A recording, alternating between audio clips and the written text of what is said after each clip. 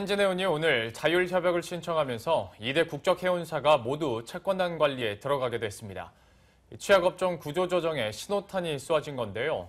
정부는 내일 공식적으로 구조조정 로드맵을 제시할 예정입니다. 네, 수주절벽이 심각한 조선업에 대한 구조조정 방향도 특별히 관심을 모으고 있습니다. 자세한 내용 권순우 기자와 함께 얘기 나눠보도록 하겠습니다. 권 기자 어서 오시죠. 네, 안녕하세요. 네, 예. 우선 한진해운이 자율협약 신청을 했는데요. 앞으로 어떻게 되는 건지부터 체크해 주시죠. 예, 지난 22일이죠. 한진해운이 이사회를 열고 조양호 회장의 경영권 포기 등을 담은 자율협약에 대한 의결을 했습니다. 그리고 방금 전인 4시 10분경 한진해운은 산업은행 등 채권단에 자율협약을 신청했습니다.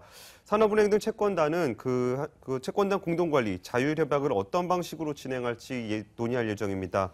한진해운 역시 현대상선처럼 용선료 인하 협상, 회사채 채무 재조정 등을 전제로 한 조건부 자율협약이 진행될 것으로 보입니다. 한진해운의 총 부채 규모는 3월 말 현재 5조 6천억 원으로 이중 금융권 여신은 약 7천억 원 정도 됩니다. 회사채는 1조 5천억 원에 달합니다.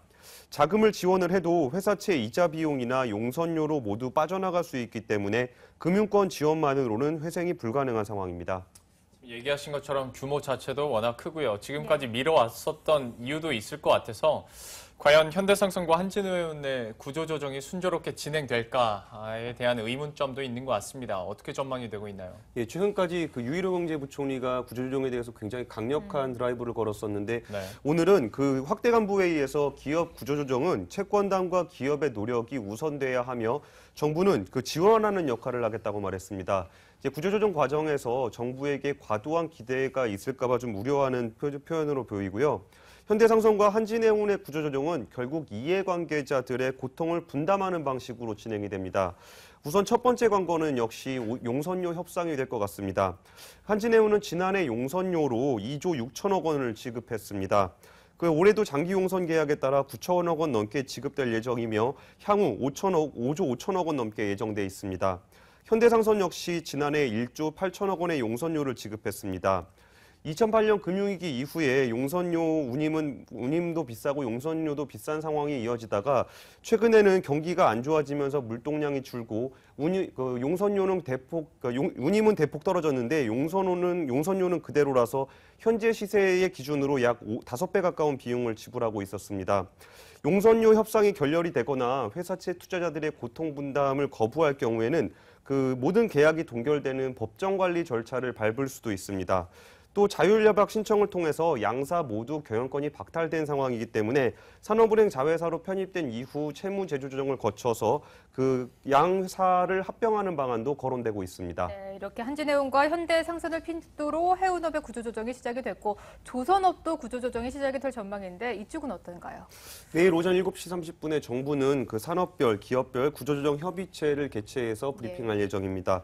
지난해 어느 정도 마무리가 된 것으로 보였던 조선업도 본질적인 구조조정이 필요하다는 목소리가 높습니다. 지난해에는 조선회사의 생명을 연장하는 방식으로 구조조정이 진행이 됐다면 본질적인 경쟁력을 갖출 수 있도록 2-3개 회사 정도로 통폐합하는 방안까지 거론되고 있습니다. 올해 같은 경우에 현대중공업 계열말 총 6척 정도를 수주를 했고 대우조선은 자회사에서 이전 박는 방식으로 2척을 수주했고 삼성중공업 같은 경우에는 한 척도 수주하지 못했습니다. 산업은행 같은 경우는 사전은행과 수출입은행은 지난해 대우조선에 약 4조 원을 투입을 해서 회생을 시켜서 어느 정도 구조조정을 진행한 후에 매각하는 방식의 구조조정 방안이 진행이 됐었습니다. 하지만 이번에는 민간 부문과 방산 부문을 분리 매각하는 방식들이 좀 거론되고 있습니다. 채권단 관계자는 규모를 줄여서 위기를 넘긴 후 업황이 살아날 때 매각을 진행할 계획이었는데 지난해 추정 손실보다 업황이 너무 안 좋아졌다며 사업부별로 재편하는 방안을 생각해 볼 수 있다고 말했습니다. 다만 현재 구조에서는 인수 희망자가 인수 부담이 매우 크기 때문에 구조조정을 진행하고 추가적인 자금 지원이 뒤따라야 할 것으로 보입니다. 현대중공업 같은 경우에는 현대미포조선과 삼호중공업 등 그룹 내 계열 통폐합 관련한 이야기들이 논의되고 있고요. 성동조선과 STX 등 중소형 조선사를 통폐합하는 방안도 거론되고 있습니다. 현대중공업은 내부적으로 직원의 10%, 약 3,000명까지 감원을 하고 대우조선 같은 경우에도 2019년까지 현재보다 3,000명 정도 감원을 하는 내부적 구조조정을 진행하고 있습니다. 예. 지금까지 몇 년 동안 말로만 필요성을 강조해왔던 기업들의 구조조정이 국내 1, 2위 해운사들의 자율협약 신청으로 인해서 또 본격화되고 있는 모습입니다. 권순우 기자와 함께했습니다. 고맙습니다. 감사합니다.